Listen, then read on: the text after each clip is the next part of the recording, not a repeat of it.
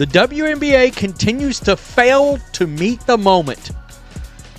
Terrible decision to allow Marina Mabrey to stay in the game. People are watching as never before, and this is what they see, ? The WNBA is failing to capitalize on its moment in the spotlight. A recent incident involving Marina Mabrey during a June 17, 2025 game has sparked outrage, with newly surfaced audio revealing troubling behavior. The leaked recording captures Mabrey's words after she physically targeted Caitlin Clark, the league's biggest star, in a way that many argue crosses the line from competitive play to outright disrespect. This incident highlights a deeper issue within the WNBA, a lack of respect for the player who has single-handedly elevated the league's visibility and financial prospects. Look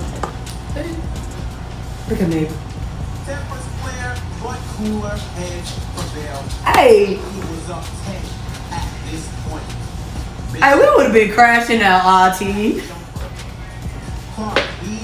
Courtney, if somebody ever tackles you like that, nobody would ever tackle me like that. They would play with Bridget like that, and then we would have to like take it up there. Okay. You see what I'm saying? But I'm just saying. Nobody would ever play with me like if that ever happened, you better crash out behind me, because I'm crashing out behind you. We can share the same jail cell. During the game between the Indiana Fever and the Connecticut Sun, Mabrey was recorded making derogatory comments after body-checking Clark to the ground. The audio, picked up by courtside microphones, shows Mabrey celebrating her actions with a dismissive attitude, even performing a dance while discussing the incident with teammates. This was not a basketball play. It was a deliberate act targeting the player who drives the league's revenue. Fans and analysts are questioning why Mabrey faced only a technical foul.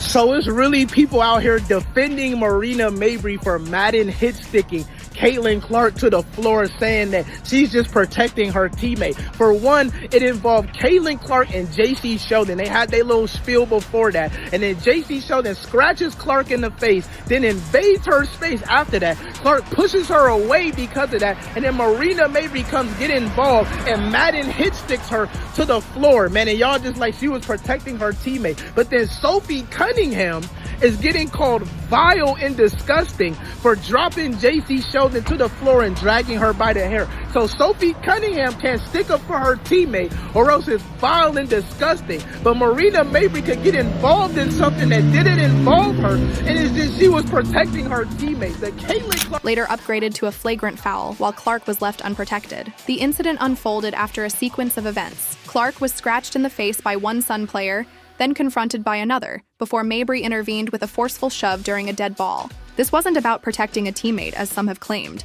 It was an escalation that had little to do with the game. Meanwhile, Sophie Cunningham, Clark's teammate, stepped up to defend her, only to be ejected for her actions. The contrast is stark. Cunningham faced immediate consequences for standing up for her teammate, while Mabrey's punishment was minimal, and she showed no remorse, later posting social media content that appeared to mock the situation. Marina Mabrey shoves Caitlin Clark to the ground after she's slashed in the eye by one player, rushed by another. Like, I can clearly see why some of y'all teams in the WNBA are just not successful, bro. Like, y'all don't know how to act. We just gonna call it for what it is. Y'all don't know how to act. Like, there's basketball stuff, and then there's just completely playing dirty. Caitlin Clark's impact on the WNBA is undeniable. In her rookie year, she accounted for roughly 26% of the league's economic activity, from ticket sales to TV ratings to merchandise. Games featuring Clark average 18 million viewers, compared to just 394,000 for games without her.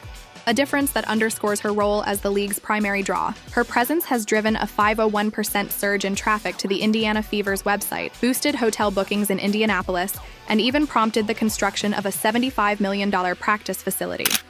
I am really trying to figure out why the entire WNBA acts like they hate Caitlin Clark. Maybe not the entire WNBA, but in tonight's game with the Indiana Fever and the Connecticut Sun, it was a dead ball and Caitlin Clark literally got shoved to the ground. This tweet really sums it up. Marina Mabrey shoved Caitlin Clark to the ground. Again, it was a dead ball. She didn't get ejected from the game. If you watched the game, it was very evident. It looked like Caitlin got hit in the eye by a different player. Play is over, and then both of these players from the Suns come over and just knock her to the ground. And I've said it before and I'll say it again. I don't understand why this is all happening to Caitlin Clark, who's brought so much attention to the league frankly, revenue and viewership numbers, she single-handedly has made the broadcast rights go up. Clark's influence is projected to generate up to $875 million for the WNBA in 2025, with the potential to surpass $1 billion. Yet, instead of protecting their most valuable asset, the WNBA has allowed Clark to be targeted. When she was sidelined by a quad injury, viewership plummeted by 55%, with Fever Games dropping from 1.81 million viewers to just 847,000. Do you feel like we baby Caitlin Clark too much in the WNBA? No, man. I think that transformative players, if that's the word, are generational players. You know, they come once in a lifetime, and she's that type of player, right? We've been watching it. We watched it first. Sabrina Ionescu, we thought she was going to be the one, and then Caitlin Clark came and did it bigger, right? We got these players that just do it bigger, and unfortunately, I'm not going to say unfortunately, but the players have been grinding and ain't seeing the love that she's been seeing. Now are like, that ain't right. Like, we've been grinding, we should get that love, but she's a difference maker. She's somebody different. Like, the three wasn't cool till Steph Curry came. Right. So it's that same type of thing that I think the WNBA is going through with Caitlin Clark, where it's like you got somebody that's so different and doing things in a different way than everybody else, and it's just going to take time for the rest of the league to be like, yep, she's great. These numbers reveal an uncomfortable truth. The league's financial ecosystem revolves around Clark. Players like Mabrey, who earns a modest salary directly tied to this revenue, owe their livelihoods to her success. Yet, Mabrey's actions, both on the court and in her dismissive response afterward, suggest a lack of gratitude or awareness. Mabrey's behavior stands in contrast to her interactions with other players. Photos show her smiling and chatting with Paige Buchers, a stark difference from her aggression toward Clark. This selective hostility points to a deeper issue: jealousy. Clark's unprecedented success and attention threaten the status quo, and some players, like Mabrey, seem unable to reconcile her impact with their own careers. Caitlin Clark is the golden goose. Every game she is dropping golden eggs, and they are trying to strangle the golden goose to death. There's jealousy, there is hate. Everyone in the league seems to hate the fact that Caitlin Clark is making the league relevant. If I were advising Caitlin Clark, I would say start your own pro basketball league for women. I don't know why she benefits from the WNBA at all. She could go out, she is the draw for women's basketball, and set up her own league. She might even be able to own the majority of the league. She could probably become a billionaire. Set it up with far fewer teams. You play far fewer games. Heck, they did it with Live Golf. I think the audience would follow Caitlin Clark. Meanwhile, the WNBA's decision to feature Mabrey in promotional content post-incident has fueled accusations of hypocrisy, with critics arguing it sends a poor message about sportsmanship. Sophie Cunningham, on the other hand, has emerged as a fan favorite for her loyalty. When Clark was repeatedly fouled without referee intervention, Cunningham took a stand, defending her teammate at the cost of her own ejection. In interviews, she emphasized her commitment to protecting Clark, calling out the referees for failing to shield the league's star. But you know what? The greatest thing I saw tonight was Sophie Cunningham. Thank you, Sophie Cunningham. Was about to give she's about to give her the Stone Cold Stunner, bro. I'm gonna put it right here, bro. She was gripping JC's shoulder and straight bumped her. She was straight grabbing her hair and was talking shit while doing it. That's what I'm talking about. That's how you become a teammate. That's a road dog. That's a real teammate, bro. She see what made me mad the play before, Howard, none of them jokers didn't stick up for Caitlin Clark. But that's how you stick up for Caitlin Clark. That's how you fight for your teammates. That's how you do it. As we watch the WNBA every day because of the way they play the game, because I love the WNBA, I love the way they play the game. But we really watch it because Caitlin Clark and everybody watching. Now listen, if I keep bumping her, knocking her down, might get her a concussion, you might hurt her for real. For 2 weeks, she was done with like a hamstring. She was down. 55% of the viewership was down. She comes back the next game, it's about 3 million viewers. Now let me tell you something. Growing up in the hood, they teach you this. Always protect the money. Y'all keep hurting her and all that. She's going for a year or two. Ain't nobody gonna watch it. If nobody watches, how y'all gonna make and generate money?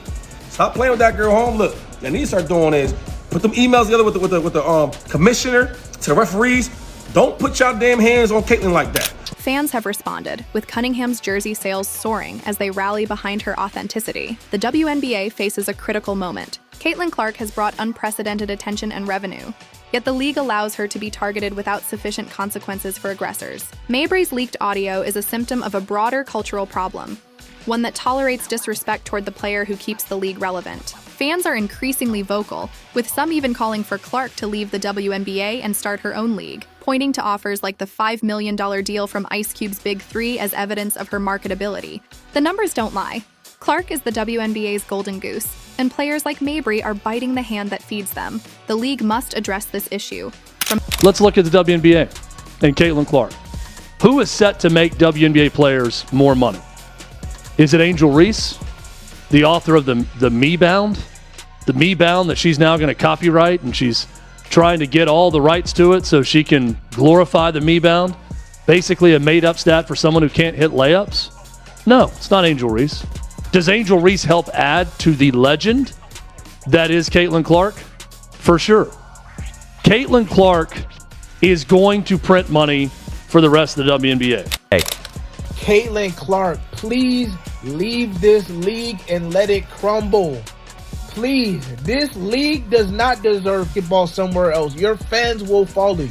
We will follow you wherever you go. But let this shit crumble and burn to the fucking ground, man. Let the viewership drop below 50%. Let them lose hundreds of millions of dollars again, man. Let them go back into fucking irrelevancy. Nobody giving a damn about none of these players. Just leave. A lot of WNBA players hate Caitlin Clark because they just learned that they were not actually that good.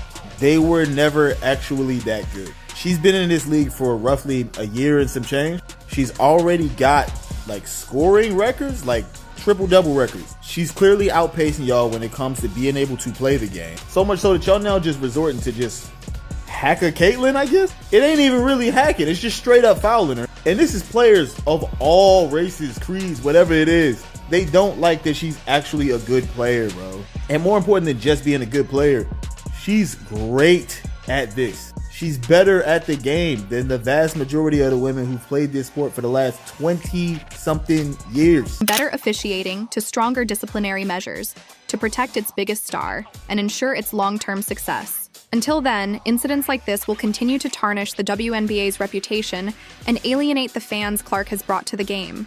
To fully grasp the gravity of the situation, it's essential to delve deeper into the economic and cultural dynamics at play. Caitlin Clark's arrival in the WNBA has been nothing short of transformative. Before her debut, the league struggled with stagnating viewership and limited mainstream attention. Clark, however, has shattered that ceiling. Her games are not just sporting events. They are cultural phenomena, drawing in casual fans, corporate sponsors, and media coverage at levels the WNBA has never seen before. The 501% surge in traffic to the Indiana Fever's website is not an anomaly.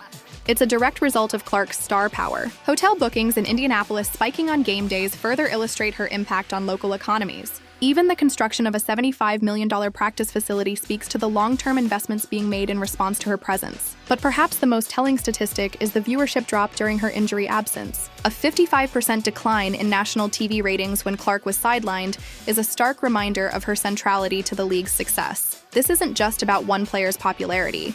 It's about the WNBA's financial viability. The league's projected $875 million economic impact in 2025 is largely attributable to Clark, and that figure could exceed $1 billion if her trajectory continues. These numbers are not abstract.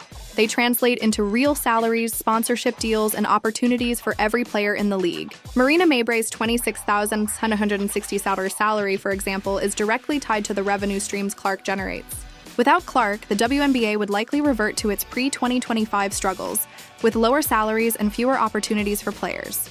Yet, despite this, the league has failed to protect its most valuable asset. The incident with Mabrey is not an isolated event. It's part of a pattern of aggression toward Clark that has gone largely unchecked. Some of the most unlikable athletes ever created, which makes it a tough watch for a lot of people.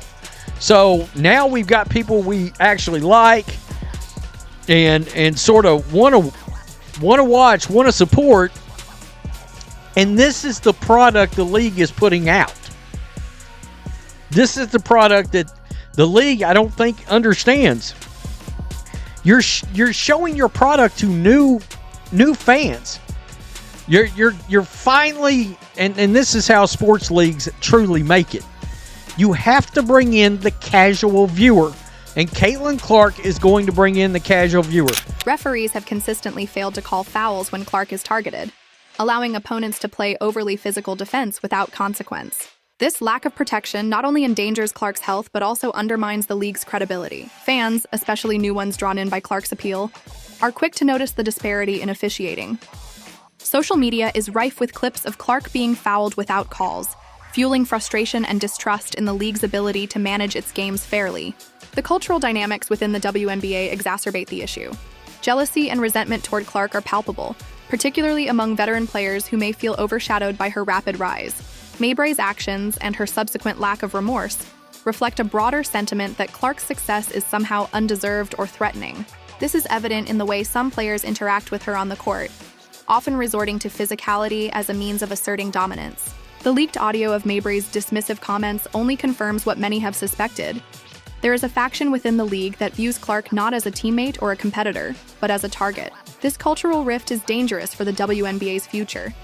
The league has a unique opportunity to capitalize on Clark's popularity and grow its fan base, but it risks alienating new viewers if it continues to tolerate disrespect toward its biggest star. Fans are not blind to the double standards. When Sophie Cunningham stepped up to defend Clark, she was swiftly ejected, while Mabrey's more egregious actions were met with a slap on the wrist.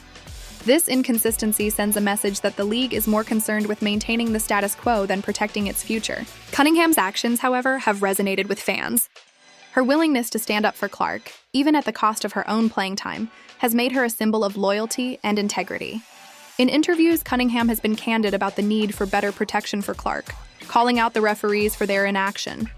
Her jersey sales have surged, reflecting the public's appreciation for her authenticity. In a league where many players seem reluctant to acknowledge Clark's contributions, Cunningham's outspoken support is a breath of fresh air. The fan reaction to these events has been telling. Social media is flooded with calls for Clark to leave the WNBA, with some suggesting she start her own league. While this may seem far-fetched, it's not entirely without precedent. Clark's marketability is undeniable, as evidenced by the $5 million offer she received from Ice Cube's Big Three League, a sum that dwarfs her WNBA salary. If Clark were to leave, the WNBA would face a catastrophic loss in viewership and revenue. The league's survival, in many ways, depends on her continued participation. But beyond the financial implications, there is a moral question at play. The WNBA has a responsibility to protect its players, especially one who has done so much to elevate the league. Allowing Clark to be targeted without consequence not only jeopardizes her career, but also sets a dangerous precedent for how star players are treated. The league must take a stand, implementing stricter penalties for unsportsmanlike conduct and ensuring that referees are held accountable for their decisions. One potential solution is to adopt a zero-tolerance policy for deliberate acts of aggression, particularly those that occur outside the flow of the game. Mabrey's shove during a dead ball, for example, should have resulted in an immediate ejection and a suspension. The league could also consider fining players for social media posts that mock or dismiss such incidents, as Mabrey's TikTok did. Additionally, referees should receive specialized training on how to handle games involving high-profile players like Clark, ensuring that they are not unduly influenced by the league's internal politics. The WNBA must also address its cultural issues head-on. This could involve mandatory workshops on sportsmanship and respect, emphasizing that every player benefits from the league's success. Veterans should be encouraged to mentor younger players, fostering a sense of unity rather than division. The league could also launch a public relations campaign highlighting the positive aspects of competition, showcasing players who embody the values of teamwork and respect. Ultimately, the WNBA's handling of this situation will determine its future trajectory. If the league continues to allow Clark to be disrespected, it risks losing the very fans she has brought to the game. But if it takes decisive action to protect her and promote a culture of respect, it can solidify its place in the sports landscape for years to come. The choice is clear. The WNBA must protect its golden goose or risk losing everything. I'm dialed in. I need to focus on hitting my shots, making sure I'm executing the schemes right. I'm not focused on the extracurricular activities. And you know what? During that, it was just part of the game. I think the refs had a lot to do with that. It was a build-up for a couple of years now of them just not protecting, the star player of the WNBA. And so at the end of the day, I'm going to protect my teammates. That's what I do. And I'm a team player, so